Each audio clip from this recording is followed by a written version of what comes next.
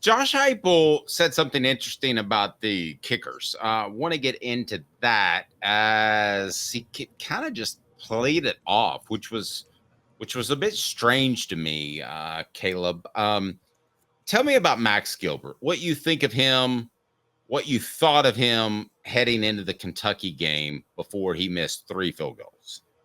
I thought Max Gilbert was a potential weapon for Tennessee. He's got a leg that can go, he looks like he can hit field goals beyond 50. He hasn't done it yet, but he's come close.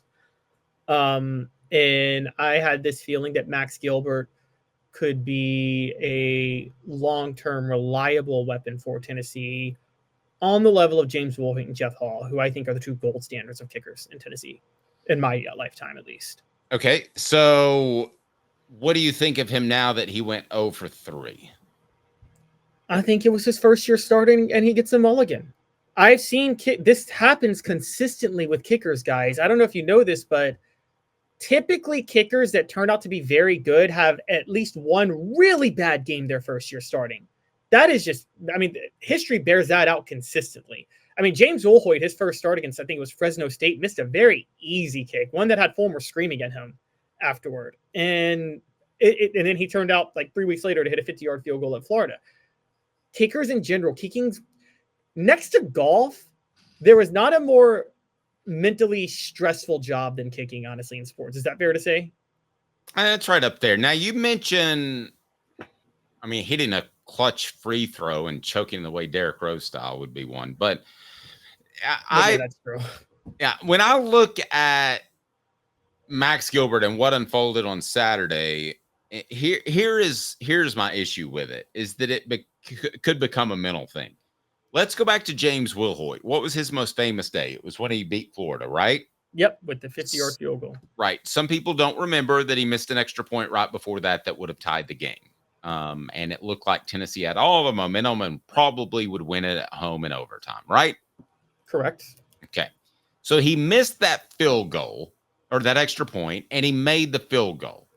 He didn't miss 3 in a row. And pressure on kickers is a real thing, says Stephen Berryman. And I agree with that. That's why I would give Josh Turbeville a hard look this week. Now, you're playing mental games either way.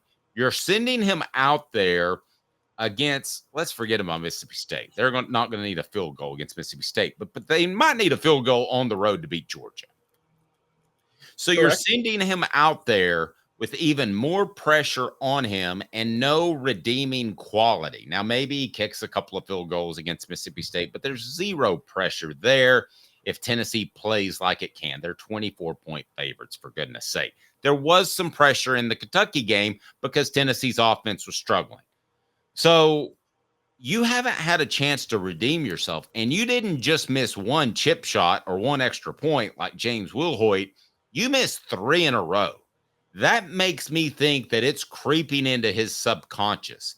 That makes me wonder about him as a player that can rebound from an 0 for 3 mistake. I also tell you, I was told this, that the battle between him and Turbeville was incredibly close at the beginning of the year. And I will tell you right now that I would open it up, and it may erode Gilbert's confidence even more. But Caleb, I would open up the kicking duties because, listen, you're going into a game against Georgia. You're probably going into the college football playoff. And Tennessee, unless Tennessee plays lights out offensively, they're going to need a clutch play at some point, and that clutch play might come from the kicker, Caleb. So that's my issue, and that's why I would have an open competition, because I believe the two were very close to start the year. I've heard that too, but I also think that you don't really help not only your starting kicker psyche, but your backup kicker psyche if you throw him in a week before you're about to play Georgia. I'll say this. This is, as a head coach, managing kickers is one of the hardest things you have to do. Why? Dave, most of the time, there's nobody on the staff that actually can coach the fundamentals of kicking, right? They don't bother with that. Well, well, you say don't bother. They don't typically have the coach. You're only allowed 8 assistant coaches, so you don't have the Yes. manpower. It's And the same special reason teams. they should have a quarterbacks coach. That's why David Cutcliffe was so valuable, because he could do both. Right. Like the special teams coordinator is usually just a guy getting a title, right? He's not like a former kicker or anything like that. So the hardest thing you have to do as a coach is figure out how to help coach up the kicker when you have nobody on your staff that actually coaches kicking. But then on top of that, manage the psyche of the kickers. And this is where I'll say this. This is where coaches can have an intangible skill, as much as I trash them, that goes beyond the in-game probability decisions they make. Is how do you manage with the kick? How do you deal with the kicker's head and keep their head space in the right, keep their head in the right space? And that is a really hard thing to do. And Dave, I think you're playing with fire if you just say, because of one bad game, I'm benching this kicker and bringing the other one because it's performance based like any other position. I don't think it's easy to do that. I think you're playing with fire if you take Max Gilbert down to Athens, Georgia, and expect him to hit a game-winning kick. I mean, he missed a 31-yarder, for goodness sake. Okay, but let me ask you this. If Nico Iamaleava came out and threw 4 interceptions, you wouldn't say put in Gaston Moore. Well, no, because Nico would get an opportunity to go out there either during that game. Nico ran out of bounds is a better comparison, right, against Arkansas. Correct. No, I'm not going to replace him because I don't think Gaston Moore is even close. But I'll tell you what, if I had, well, let's go back to the days where they substituted Todd Helton and Brandon Stewart in there. If I thought they had somebody close, maybe I would take a look at it. They had situations in which Schaefer and Ainge were close and they went back and forth. In 2005, they really messed the bed by going back and forth. But that's not a good comparison because I think Turbeville is a guy of equal ability or close to equal ability. Okay, but sometimes even when there's Gaston Moore's close, do you? No. I don't think Gaston Moore is close. But sometimes when there's guys close to equal ability, you still stick with one guy because you don't want to throw him to the wolves with one bad game. I mean, now just to give you another example, with quarterbacks, you covered the team closer than I did, but were there not quarterbacks on the roster that at least were close to Jonathan Crompton's ability in 2009 when he was struggling so severely? And didn't Lane Kiffin do the right thing by sticking with Crompton no matter what? Well, it depends what you think about B.J. Coleman, right? I mean, B.J. Coleman, the previous who was David Cutcliffe's prized bull. Yeah.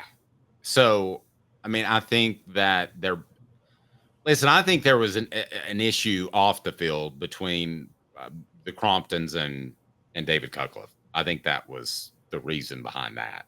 I think he decided he liked BJ because he didn't like being told who he should play. So, I mean, that's where I am with that. Quality Tire Pros, serving Chattanooga's community since 1957. All major brands of tires, full service automotive, brakes, alignments, oil changes, and more. QualityTirePros.com. QualityTirePros.com. Tell Bo that Off the Hook Sports and Dave said hello. Let me ask you this. How confident are you in Max Gilbert that he can hit a game-winning kick in Athens against Georgia? Are you 100% confident? 30-yarder. You've said before that all 30s and ends should be made at the college level. And I think I'm actually all 40s and ends at the college level. 40s and ends. Okay, 40-yarder. How confident are you right now that he can hit a game-winning field goal in the final seconds against Georgia? I'm 50-50. We haven't seen enough of him to know his clutch gene. I don't think this one game is you throw him to the wolves, Dave. I don't think you throw a first-year starter at kicker. I don't think you get rid of them after one bad game. All first-year starting kickers do this, guys. All first-year starting kickers have a really, really, really bad game their first year. Then they start to get right. Let's see what, you know what? Tennessee luckily has a game to determine it this week. I'll split the baby with you a little bit. Okay, but they don't have. They do, but they don't. I mean, they have a week of practice where it really doesn't mean anything. You get Josh Turbeville out there and see if he can drill them right down the middle. I say you start Max Gilbert again this week and see how he does on some field goals. Just settle for a field goal at some point if you're in a blowout win at Mississippi State. Plan to settle for at least one field goal and see what he does. And if he makes it, I think his mind is right again. I mean, look, Richard says he has 3% confidence. This is like, it's the way I say kicking is like golf. Just something like that can trigger you to start playing right again because it's so hard to get mentally in the right space. My best example is when some unfortunate photos of Tiger Woods leaked. That's when he got right back in the right headspace and finally went back and won the Masters. And that happens sometimes. Okay, so you're suggesting that we leak private photos of Max Gilbert, and that should make him a better player. Is that what you're suggesting? No, I'm not suggesting that because someone's going to take that seriously and try to do that. So no, I'm not suggesting you leak private photos of Max Gilbert. Don't do that, guys. I'm not calling for that. That would be a horrible thing. What I am saying... The salaciousness Double D Piping. Double D Piping provides full-service fire protection on any scale. From residential homes to government facilities, we can assist any customer through design, fabrication, installation, inspection, and demonstration of fire suppression systems. With 30 years of service across 5 states and a full staff with over 40 years experience, our quality can't be beaten. Don't get caught watching what you could have prevented. Call Double D Piping, the absolute best in fire prevention. All right, so you believe he's got a 50-50 shot of hitting a 40-yarder in Athens. That's not good enough. To me, you've just illustrated you don't have enough belief in this young man. What do you mean I don't have enough belief? I'm saying 50-50, but I'm saying see what he does against Mississippi State this week. If he hits a couple of field goals, he gets right mentally, and then he's ready for Georgia. I know what he's capable of. The only question we have is he in the right headspace? And that's really hard to project for a kicker. Okay, here's our new poll question. I'm blank concerned about kicker Max Gilbert in the clutch. Very, somewhat, not at all. And I'm going to guarantee you that because we have the most intelligent listeners / viewers in the world, be sure to hit that like and subscribe button, that Barry is going to win out. And I think that you're going to have to eat some crow before the end of the program. I'm not going to have to eat some crow. You can be very concerned, and I'm not eating crow unless Max Gilbert misses a 30-yard field goal to beat Georgia. But you realize how much you're gambling on that, Caleb? You're like, what you're doing is essentially playing a 25-team parlay. Well, I'll put Quincy's college fund on it. Don't do that. We promise not to do that.